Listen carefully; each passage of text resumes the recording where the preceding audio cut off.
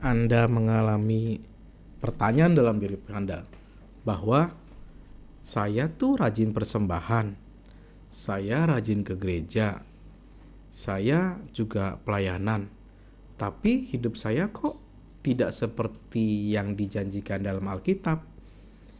Menjadi kepala bukan ekor, akan naik terus dan tidak turun.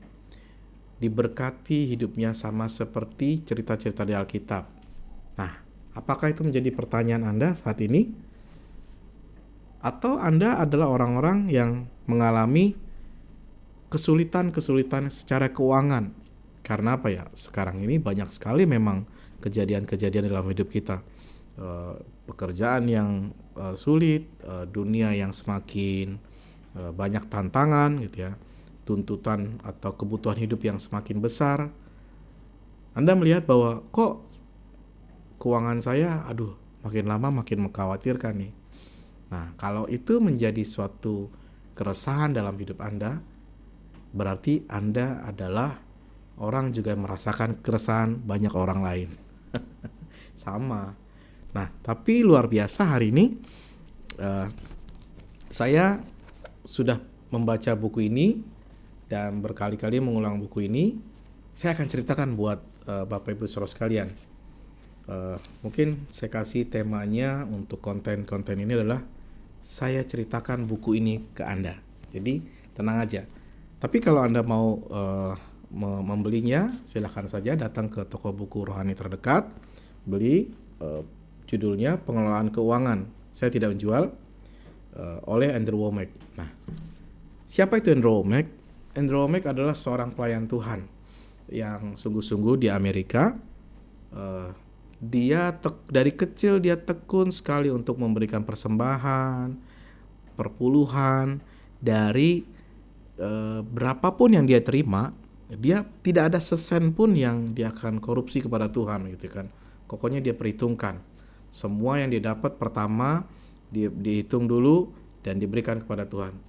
Tapi dari kecil sampai dia menikah, sampai dia punya anak dan terus melayani Tuhan menjadi full time, dia gundah, dia resah juga. Dia merasa bahwa saya memang cinta Tuhan, tapi kok saya nggak ngalamin ya hal-hal yang dijanjikan di dalam firman Tuhan gitu ya. Apa yang dia baca, dia tekuni, kok tidak mengalami. Sampai suatu saat dia datang ke sebuah acara, ada seorang hamba Tuhan bernama Oral Robert gitu ya. Dia datang dan dia dan bersama teman-temannya gitu kan, dia datang. Dia bertanya kepada Oral Robert ini, apa yang paling berat yang Anda alami, Robert, mengenai di dalam pelayanan? Terus Oral Robert bilang seperti ini, bahwa yang paling susah, yang paling sering membuat saya tidak bisa tidur adalah keuangan. Dan itu menggambarkan bahwa oh iya ya, ternyata ada masalah di sini. Dan Andrew Wommack setelah 25 tahun dia pelayanan, dia punya anak dan juga punya istri, akhirnya dia menemukan terobosan ini. Kalau saya baca di dalam kalau saya buka di Google tahun 2008 sampai 2009 itu dia asetnya sekitar 9,7 juta US, dan sekarang itu asetnya 100 juta US. Ya, kalau kisaran sekarang 100 juta itu kira-kira 1,8 triliun. 1,8 triliun. Nah, tetapi pemasukannya per tahun itu bisa sampai 100 juta US juga, atau 1,8 triliun di dalam suatu pelayanan. Dia memang membuka sebuah sekolah, dia membuka kelas-kelas pengajaran, dia membuka pelayanan-pelayanan di televisi, di radio. Nah, dulu itu tidak bisa dia lakukan, tapi begitu dia dapatkan pewahyuan mengenai keuangan, dia mengalami terobosan demi terobosan. Nah, saya rindu ini juga semakin terjadi dalam hidup saya, dan itu juga terjadi dalam hidup Anda. Nah, kenapa ini saya bagikan? Karena Ya memang kalau orang baca buku sekarang agak segan ya. Nah, saya pengen ya udah karena saya udah baca, saya ingin menceritakannya buat Anda gitu kan. Anda cuma dengarkan saja dan renungkan, dan kalau ada yang menarik, cuplik, ambil dari firman Tuhannya, renungkan, maka itu akan menjadi keberhasilan buat Anda. Yang pertama dia ceritain bahwa dia membuat sebuah sekolah Alkitab. Sekolah Alkitab itu jauh dari mana-mana ya.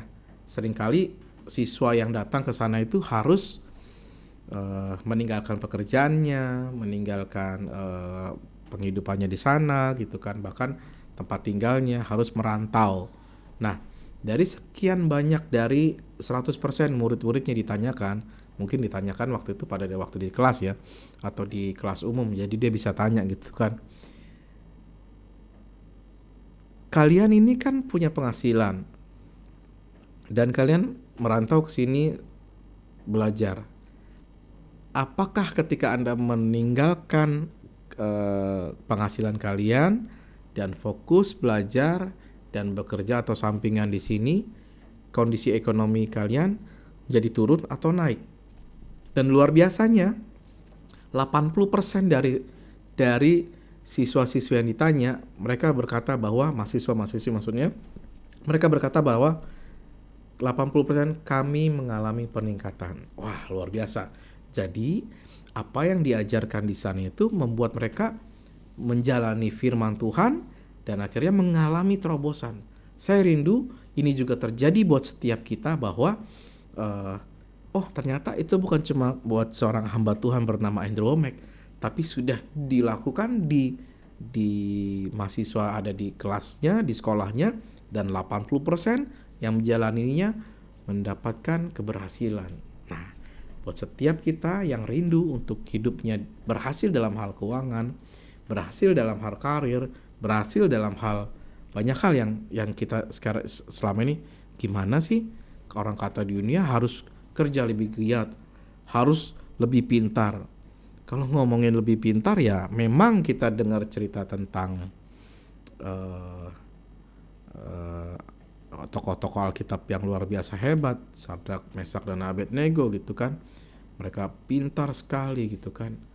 Tapi kalau kita merasa bahwa ya kehidupan kita belum sampai situ yang lalu-lalu, lalu bagaimana kita bersaing dengan kehidupan yang orang-orang yang berprestasi itu? Nah, luar biasa.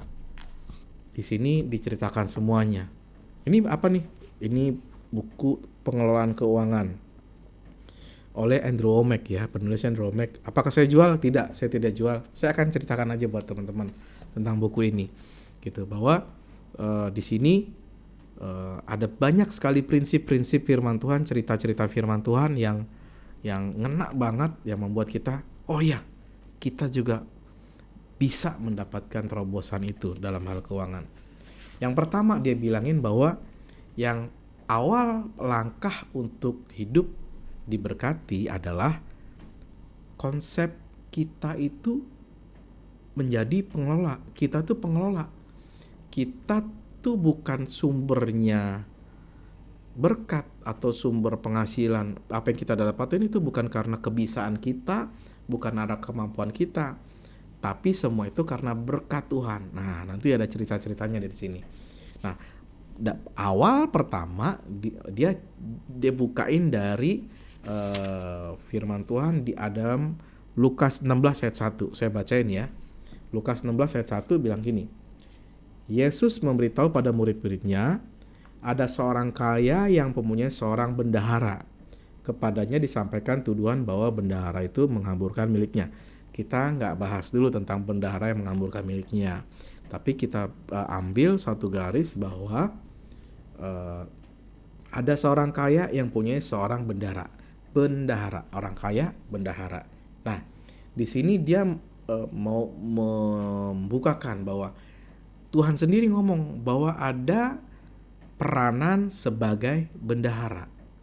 Nah, peranan bendahara ini, kalau misalnya bendahara perusahaan gitu ya, kalau ada mengenai pemasukan keuangan atau keluaran keuangan, bagaimana mencari uangnya, itu sebetulnya bukan urusan utama dari bendahara.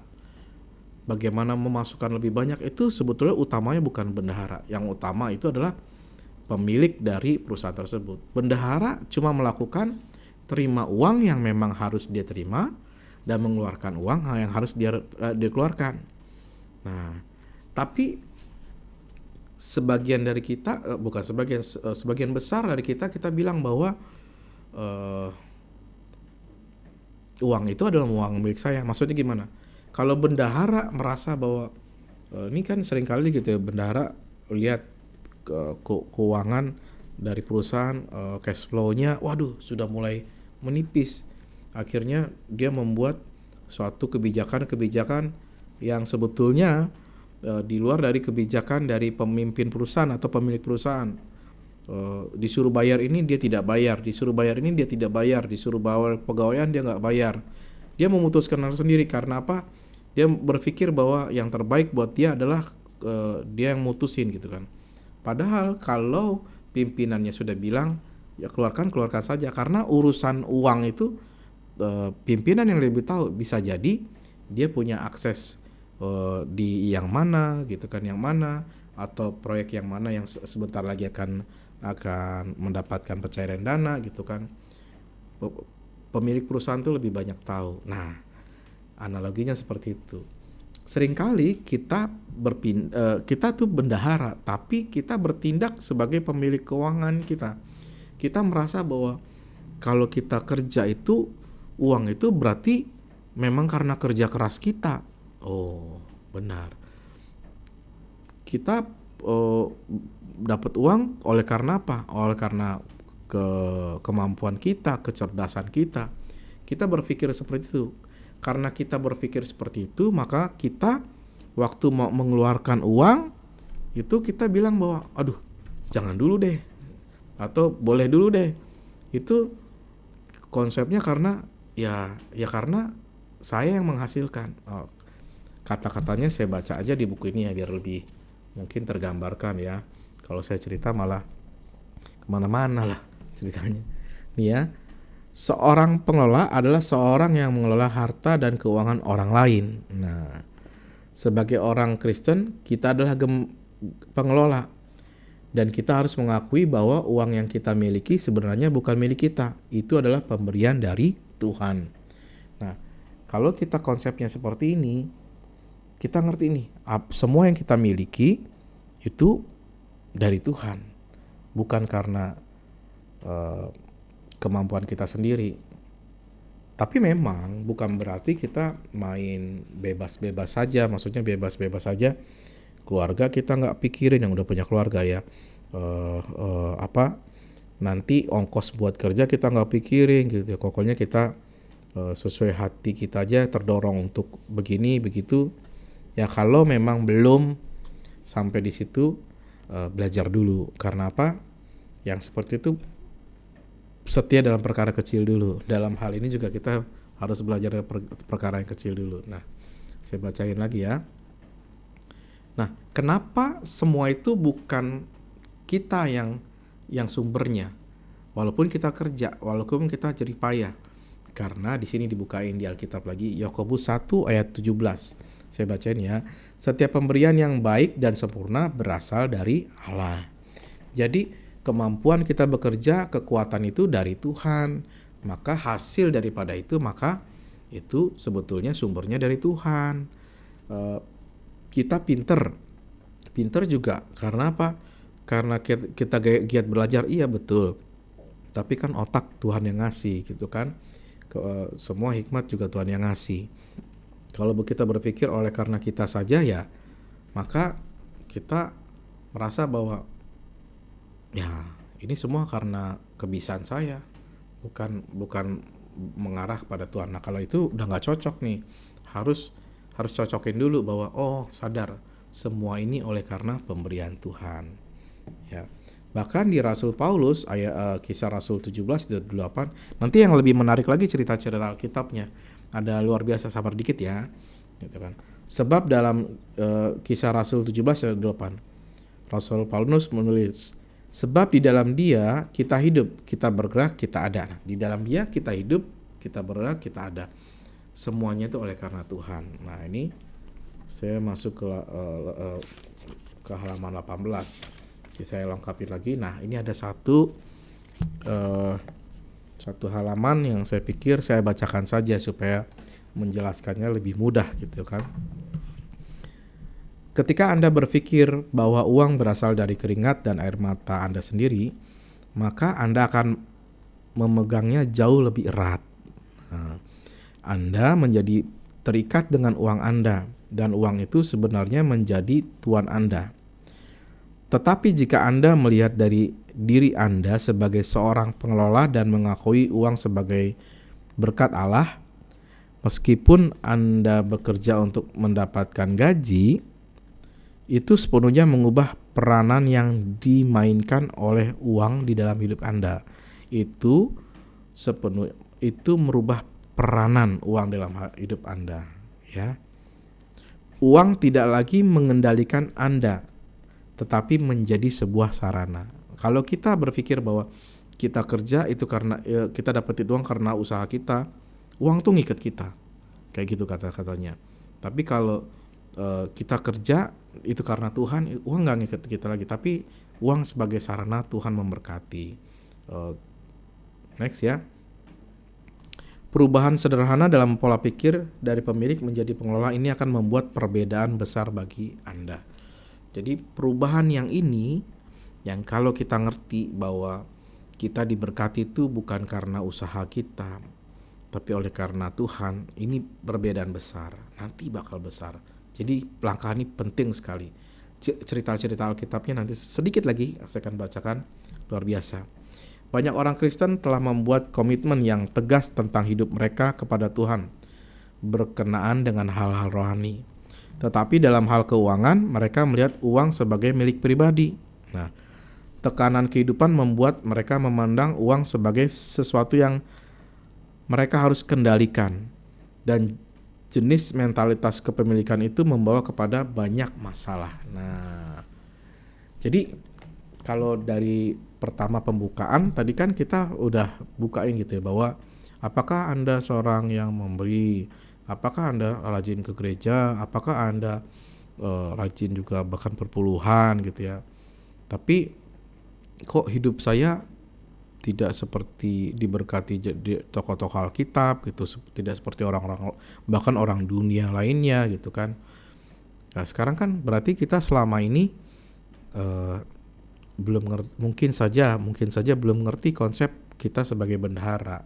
Ayo beralih kita sama-sama beralih yuk untuk konsep bahwa kita itu bendahara, sumbernya dari Tuhan. Nanti cerita Alkitabnya lagi lebih meyakinkan.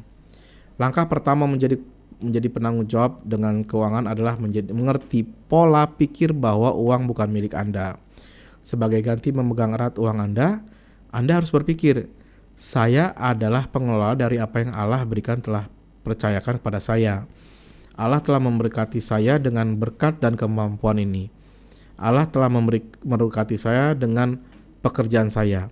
Allah telah menempatkan saya ke dalam sebuah negara makmur di daerah termakmur di sepanjang sejarah. Oh, ini dia ngomongin Amerika ya. Ya, kita juga makmur kan, tongkat dan kita lempar jadi tanaman gitu kan. Allah sedang memberkati saya dan Allah memberi saya semua sumber yang saya miliki. Bukan terserah saya untuk mengelola keuangan saya sesuai yang saya inginkan. Saya adalah seorang pengelola. Orang-orang yang memiliki mentalitas pemilik akhirnya berusaha meletakkan segala sesuatunya sendiri. Orang yang memiliki mentalitas pemilik akhirnya berusaha melakukan segala sesuatunya sendiri. Tetapi para pengelola menerima berkat Allah tanpa batas. Nah, lihatlah betapa diberkatinya Abraham. Nih saya bacain ya. Kejadian 12 ayat 1-3.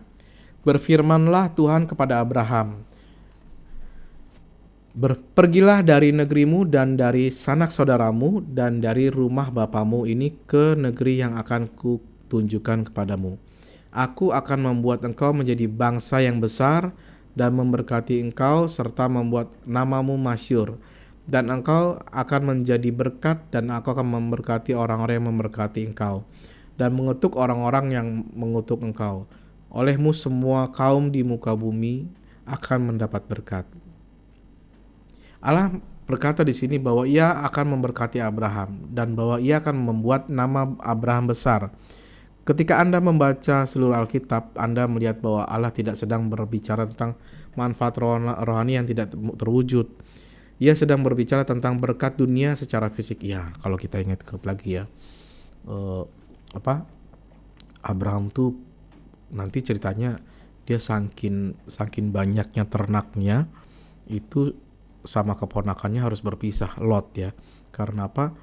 Karena pegawai-pegawainya atau bawahannya itu pada berantem gitu. Karena apa? Karena berebutan minum buat ternak-ternak. Ya bisa aja sih kalau ternaknya segitu banyaknya gitu kan.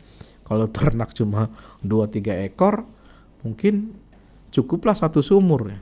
Kalau ratusan ekor gitu kan, sampai ribuan ekor, satu sumur kering, boro-boro buat ternak, buat minum kita sendiri, orang di gurun gitu ya. Lanjut. Abraham tidak menjadi kaya melalui kerja kerasnya sendiri, ia menjadi kaya karena berkat Allah atas hidupnya. Jadi pertama-tama Tuhan berfirman gitu ya, bahwa aku akan memberkati engkau. Nah, Ibrani 6 ayat 13-14, Abraham diberkati dalam segala sesuatu yang dikerjakan, bahkan ketika ia membuat kesalahan, Allah memberkati dia. Bahkan ketika Abraham melakukan kesalahan, ini menarik. Kita ini dulu ceritanya ya. Nih, selama kelaparan di Kanaan, Abraham pergi ke Mesir bersama istrinya Sarai. Sarai berusia 60 waktu itu. Tapi ia sangat takut, makanya Abraham bilang bahwa ini tuh saudaraku, supaya Abraham selamat nih. Biasanya mungkin zaman dulu, ya, di dalam pikiran si Abraham, kalau ada perempuan cantik diinginkan oleh raja, maka untuk supaya perempuannya diambil, dibunuh dulu suaminya. Abraham kan suaminya, dia bilang, saya ini saudaranya, saya bukan dan dia menceritakan separuh kebenaran saja, tapi dia mau nutupin bahwa dia itu suaminya, gitu kan. Nah, di situ Tuhan campur tangan, gitu kan. Apa di sini? Nah, jadi Tuhan campur tangan di Kejadian 12 itu. Tuhan mengirim tulah kepada Firaun. Baru, waduh, Abraham kenapa begini? Ya, Tuhan turun tangan. Dilihat, apakah kesempurnaan Abraham ataukah kredibilitas Allah Abraham dihitung sama Tuhan sebagai bahwa dia layak mendapatkan berkat? Dilihat di situ enggak ya. Tapi ini kejadian bukan sekali, 2 kali bahkan Abraham melakukan seperti itu kepada Raja Gerar. Ia berkata kepada Abimelek Raja Gerar bahwa Sarai adalah saudaranya. Nah, kali ini Tuhan campur tangan lagi. Dia datang kepada Raja Gerar gitu ya, Abimelek itu, bahwa dalam mimpi, waduh, takutlah dia, makanya dilepasin lah si Sarah ini pada Abraham lagi. Bahkan kemudian ia berkata kepada Abraham bahwa ia dapat tinggal dimanapun, ini maksudnya si Gerar ya, Raja Gerar ya, dimanapun di negerinya sesuka hatinya gitu kan. Nah, dia dapat berkat lah. Abraham salah dalam hal situasi itu, tapi berkat Allah tidak pernah berhenti membuat Abraham makmur. Ya, Abraham tidak kaya karena kecerdasan insting bisnisnya atau karena Allah menghargai integritas yang besar. Bukan karena insting bisnisnya, bukan juga karena integritasnya yang besar. Nah, Abraham makmur karena Allah berjanji memberkati dia dan membuat namanya besar. Karena janji Tuhan untuk membuat namanya besar. Oke? Berkat tidak ada hubungannya. Ini kata-kata dari buku ini ya, Bapak Ibu Saudara sekalian. Nah, berkat tidak ada hubungannya dengan perbuatan Abraham atau kelayakannya.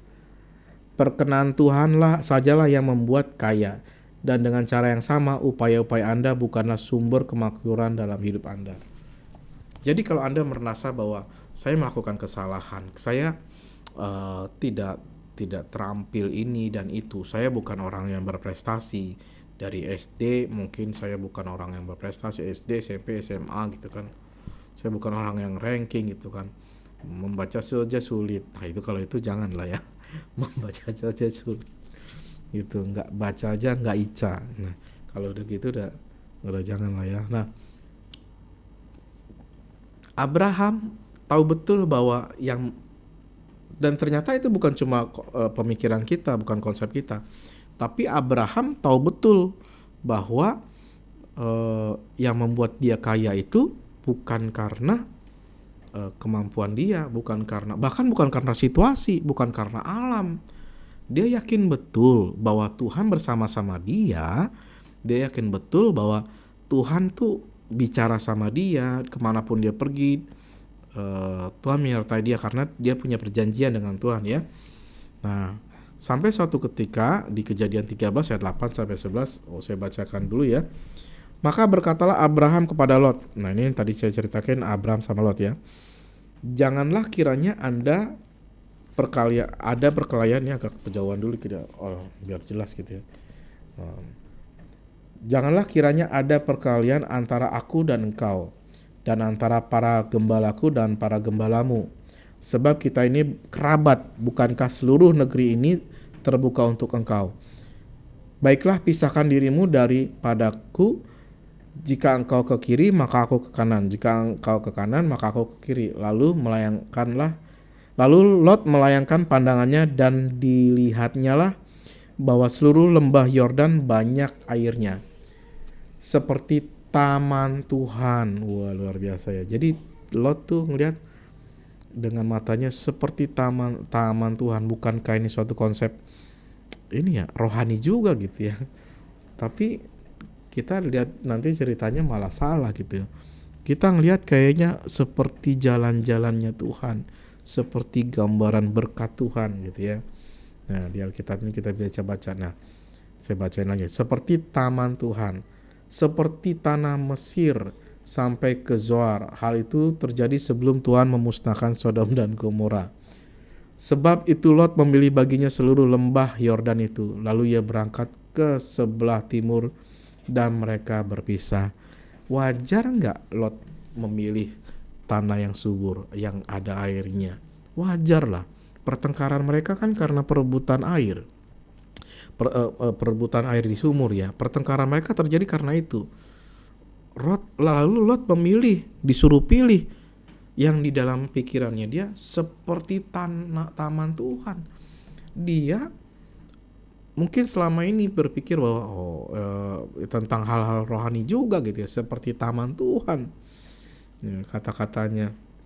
Dia memilih itu. Tapi maksudnya Abraham nggak begitu. Abraham bilang dalam hatinya mungkin ya, bahwa saya ini diberkati Tuhan. Tuhan punya janji sama saya. Saya jadi makmur bukan karena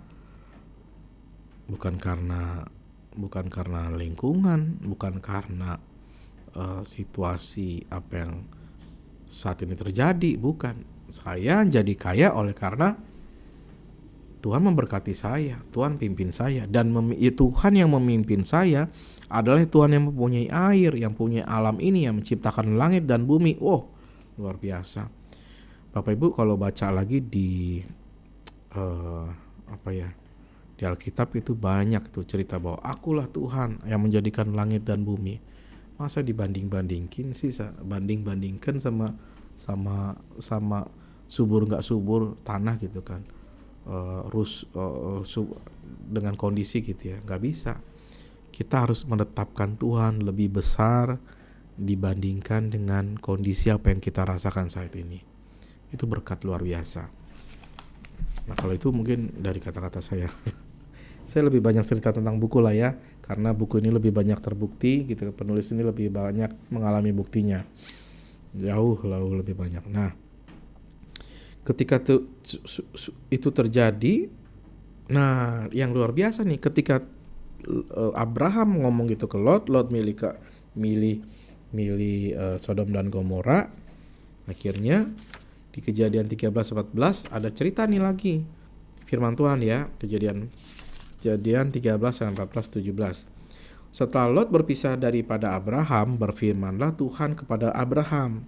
Nah, jadi firman berkat yang satunya lagi nih ketika dia mengucapkan, Abraham mengucapkan, lu pilih yang mana, ke sana apa ke sini? Pilihan Abraham adalah aku bersama-sama dengan Tuhan, bukan karena situasi. Ketika dia memilih itu dalam hidupnya, inilah janji Tuhan.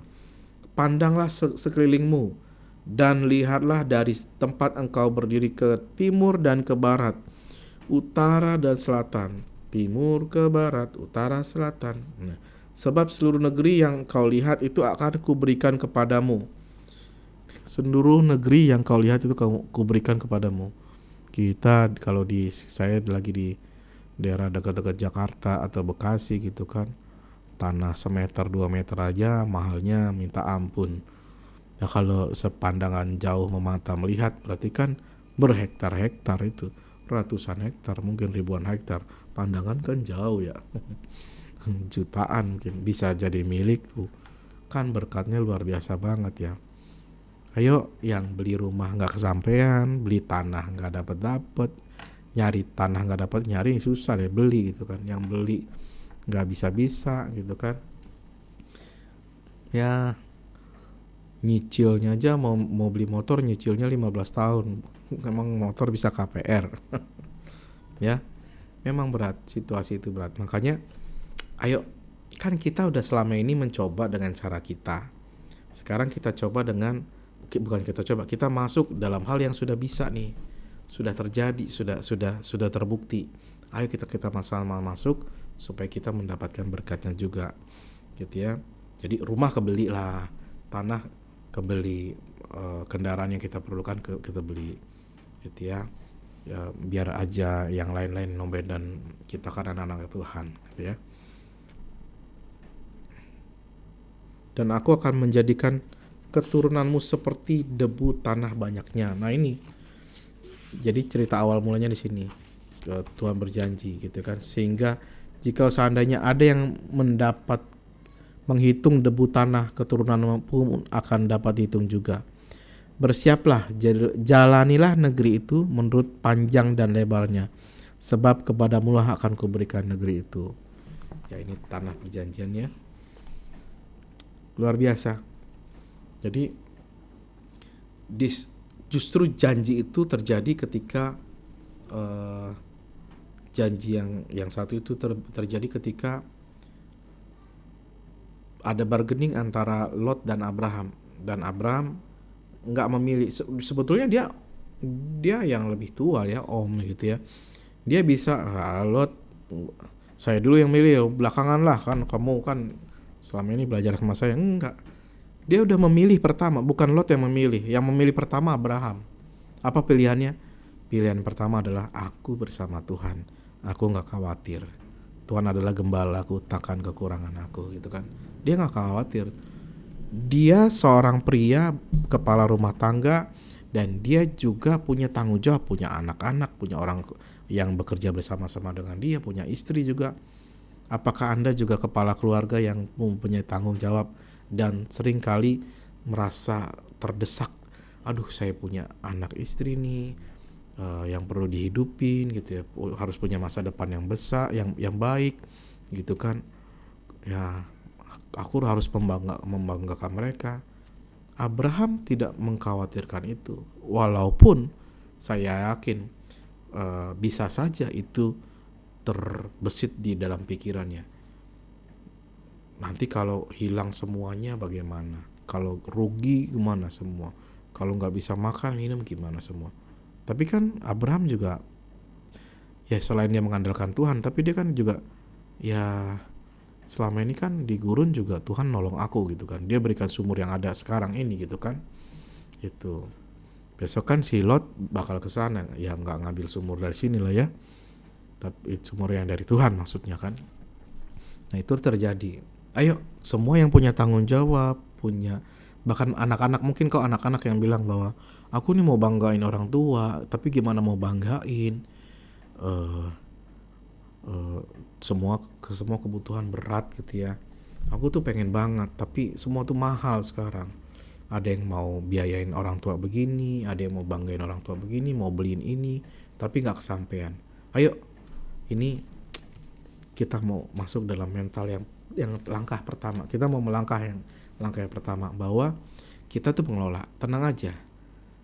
Jadi Abraham berpikir bahwa ya semua ternak yang ku punya tuh punya Tuhan. Tenang aja, Tuhan yang bakal cariin rumputnya. Maksudnya bakal tunjukin di mana ada rumputnya gitu, makanan ternaknya. Tuhan yang bakal nunjukin gimana cara meliharanya. Ini orang peternakan tahu banget nih. Ada heat, karena panas tuh bisa mati gitu kan. Ayam, kambing, banyak banget yang mati gara-gara panas gitu kan. Kalau apalagi nggak ada minum, wah repot banget gitu kan. Nah, Abraham mengedepankan bahwa Tuhan itu adalah pemiliknya. Jadi dia yang bakal ngasih tahu bendahara di mana ngambil tagihannya, di mana maksudnya ngambil minumannya di mana, makanannya di mana gitu kan. Nah, Tuhan yang bakal ngasih tahu, dia punya mental itu. Dan cerita selanjutnya nih yang menggambarkan bahwa Abraham percaya bahwa Tuhanlah yang memberikan kekayaan. Jadi waktu Lot ke Sodom Gomora itu terjadilah suatu kayak semacam serangan gitu kan, dan diseranglah Sodom dan Gomora itu, kalahlah. Nah, Lot tahu nih ada ponakannya Abraham tahu nih ada ponakannya di sana gitu kan. Langsung dia kirim utusan, dia dikirim gitu kan untuk menyelamatkannya. Waktu diselamatkan berhasil. Semua juga ada jarahannya, ada harta benda yang. Tapi waktu itu si Raja Abraham itu Raja Sodom dan Gomora, juga ada raja-raja lain yang mungkin ya. Itu ngomong mau ngasih harta benda. Tapi nih Kejadian 14 ayat 22 sampai 24 nih ceritanya. Saya bacain aja ya, lebih masuk ceritanya lebih sederhana gitu ya. Tetapi kata Abraham kepada raja negeri Sodom itu, "Aku bersumpah demi Tuhan, Allah yang Maha Tinggi, pencipta langit dan bumi, aku tidak akan mengambil apa-apa dari kepunyaanmu itu, sepotong benang atau tali kasut pun tidak, supaya engkau jangan dapat berkata, akulah yang membuat Abraham menjadi kaya. Kalau aku, jangan sekali-sekali. Hanya apa yang telah dimakan oleh bujang-bujang ini dan juga bagian orang-orang yang pergi bersama-sama dengan aku, yaitu Abner, Eskal dan Mamre, biarlah mereka itu mengambil bagiannya masing-masing." Jadi Abraham gak mau nanti gara-gara ini saya kaya karena harta dari Sodom. Gak dong, karena Tuhan semua ini. Luar biasa. Mental seperti itulah yang bisa dapat kita pelajari bahwa jadi penting sekali bahwa Tuhanlah yang menjadikan saya kaya. Penting sekali. Itu berkat. Tapi kita udah dengar tadi ya, udah ceritanya bahwa dia tuh melakukan kesalahan.